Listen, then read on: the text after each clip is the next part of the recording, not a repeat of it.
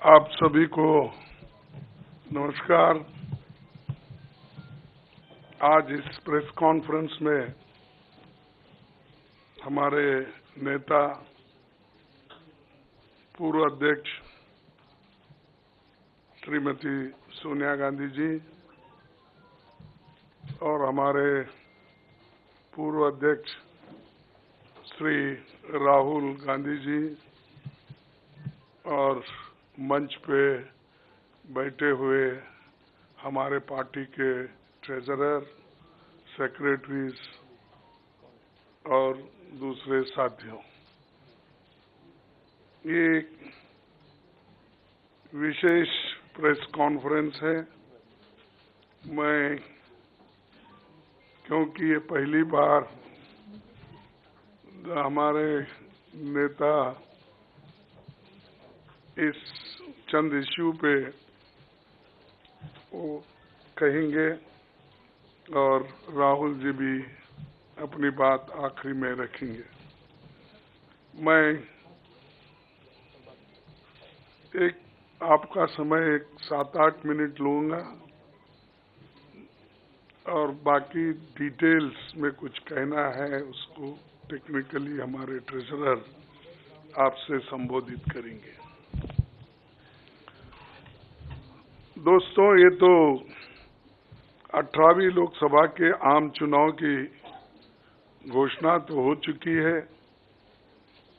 देश का हर एक नागरिक इसमें भाग लेने के लिए उत्सुक है। भारत पूरी दुनिया में अपने लोकतंत्र मूल्यों और आदर्शों के लिए जाना जाता है। किसी भी लोकतंत्र के लिए निष्पक्ष चुनाव अनिवार्य होता है, एसेंशियल होता है। साथ ही ये भी अवश्य होता है कि सभी राजनीतिक दल के लिए लेवल प्लेइंग ग्राउंड यानी समान लेवल प्लेइंग फील्ड हो, सभी के पास समान रूप से संसाधन हो। ये नहीं कि जो सत्ता में है उनका रिसोर्सेस पर मोनोपोली हो।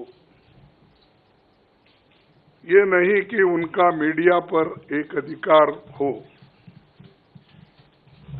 ये नहीं कि सत्ताधारी दल का संवैधानिक तथा न्यायिक संस्था जैसे आईटी, ईडी, इलेक्शन कमीशन, इन अपने दूसरे ऑटोनमस बॉडीज पर प्रत्यक्ष अथवा परोक्ष नियंत्रण हो। दुर्भाग्य से जो पिछले दिनों में सुप्रीम कोर्ट के हस्तक्षेप के बाद जो इलेक्टोरल बॉन्ड, चुनावी चंदा बॉन्ड के बारे में जो तथ्य निकलकर सामने आए वो बहुत ही चिंताजनक है, शर्मनाक भी है, क्योंकि इससे हमारे देश के छवि को ठेस पहुंची है।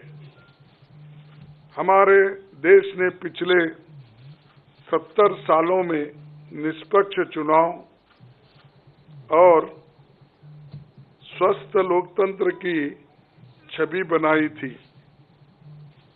उस पर प्रश्न चिन्ह आज उठ गया है।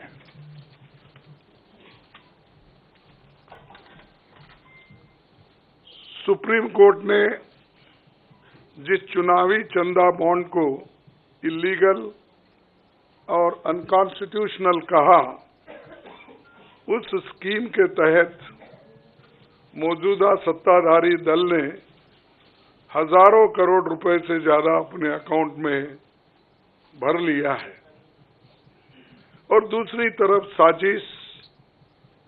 साजिशन मुख्य विपक्षी दल का बैंक अकाउंट फ्रीज कर दिया गया है ताकि हम पैसों के अभाव में बराबरी से चुनाव ना लड़े और ना लड़ पाए, ये सत्ताधारी दल द्वारा एक खतरनाक खेल है। इसके दूरगामी प्रभाव होंगे, क्योंकि अगर डेमोक्रेसी को इस देश में बचाना है तो लेवल प्लेइंग ग्राउंड होना चाहिए। ऐसा भी नहीं होना, चंद देशों में चुनाव हो रहे हैं, 99% वोट एक ही आदमी ले रहा है। ऐसा आपको तो मालूम हो गया रिसेंटली किन किन देशों में ऐसा हुआ है। तो ये सत्ताधारी दल द्वारा एक खतरनाक खेल खेला गया है। इसके दूरगामी प्रभाव होंगे, पर ये स्पष्ट है कि इस तरीके से किसी राजनीतिक दल को असहाय बनाकर चुनाव लड़ने में बाधा उत्पन्न कर और फ्री एंड फेयर इलेक्शन कभी नहीं कहा जा सकता। देश की जनता, एक आम नागरिक देख सकता है कि बीजेपी ने चुनावी चंदा बॉन्ड से 56% पैसे हासिल किए हैं, वहीं कांग्रेस को 11% ही मिले हैं।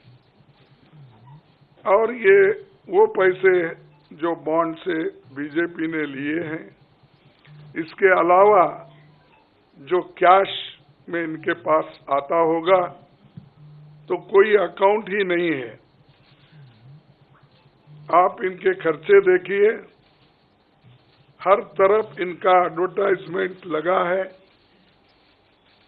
और एडवर्टाइजमेंट में भी मोनोपोली बना ली है। प्रिंट मीडिया हो, टीवी हो और सोशल मीडिया हो, इनका बहुत डोमिनेशन है। लेकिन इतने पैसे एक पार्टी जमा कर सकती है, हिंदुस्तान के 70 साल के डेमोक्रेटिक व्यवस्था में ऐसा कोई नहीं किया। ये पहली बार ये सरकार अनेक ढंग से पैसे आज उठा रही है और इनके 5 स्टार ऑफिसेस से बड़े बड़े हर जगह आप देखिए, और 4-4, 5-5 फ्लाइट एक मीटिंग को जाते हैं और उनके पीछे और 2-4 जाते हैं। एक मीटिंग का इतना खर्च होता है तो शायद ही कोई पार्टी, अपोजिशन पार्टी उसका 10% भी नहीं कर सकती मुकाबला। मैं कहना नहीं चाहता कि बीजेपी ने किस तरीके से कंपनियों से पैसे लिए, क्योंकि सुप्रीम कोर्ट तथ्यों की जांच कर रही है। हमें उम्मीद है कि सच्चाई बहुत जल्द हम सब के सामने आएगी।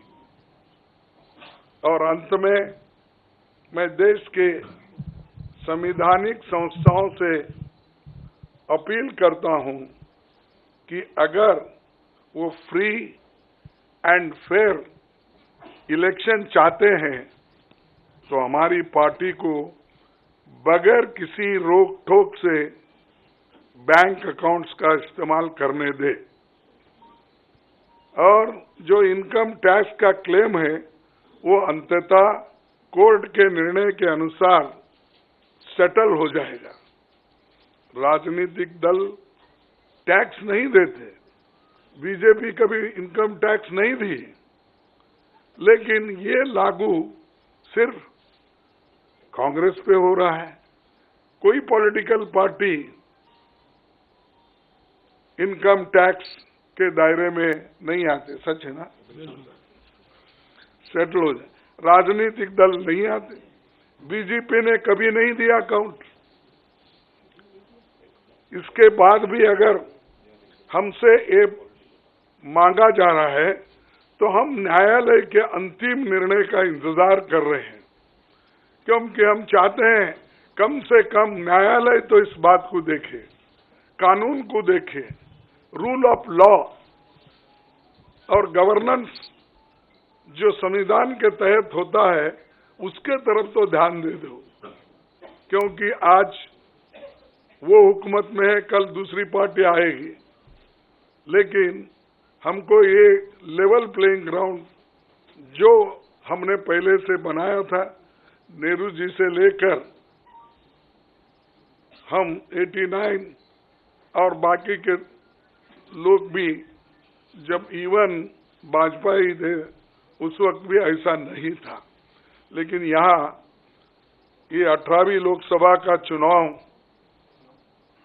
जो हो रहा है, इसमें हम सब देख रहे हैं, ये कुचल रहे हैं, सप्रेस कर रहे हैं और हमको चुनाव लड़ने के स्थिति में वो नहीं छोड़ना चाहते हैं और पैसे को तंग तबाह करके वो एक तरफा इलेक्शन कर लेना चाहते हैं।